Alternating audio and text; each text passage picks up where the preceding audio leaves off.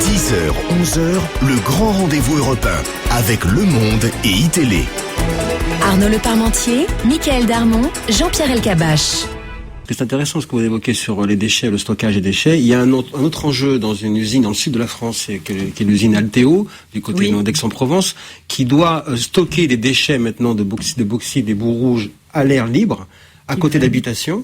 Qu'est-ce que vous faites par rapport à la protection pour les populations par rapport à ça? Qu'est-ce que vous allez décider, puisqu'on attend votre décision? Et deuxièmement, les déchets qui doivent être rejetés en mer, est-ce que vous faites confiance à l'industriel pour leur purification également? C'est un gros problème, en effet, comme tous les gros problèmes de pollution industrielle, où il y a toujours des enjeux d'emploi contre les enjeux de protection de la santé publique. Ma priorité, c'est la protection de la santé publique. Voilà une entreprise qui a eu une autorisation de polluer pendant 20 ans, à condition qu'elle arrête la pollution. Et nous y sommes. C'est en décembre qu'elle s'arrête son autorisation. Et d'autre part, il lui avait été Vous la renouvellerez pas? Je ne suis pas favorable à ce renouvellement. Maintenant, on discute, on est en démocratie. Ce qu'il faut, c'est maintenant inventer la mutation de ce site. C'est-à-dire, qu'est-ce qu'on fait ? Il faut inventer les mutations. On a vu d'autres mutations industrielles. On ne va pas continuer à polluer avec des métaux lourds et certains déchets radioactifs la Méditerranée.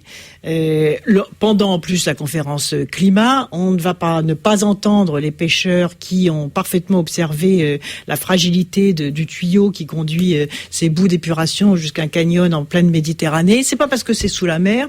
C'est pas parce que c'est sous la mer qu'il faut rien voir.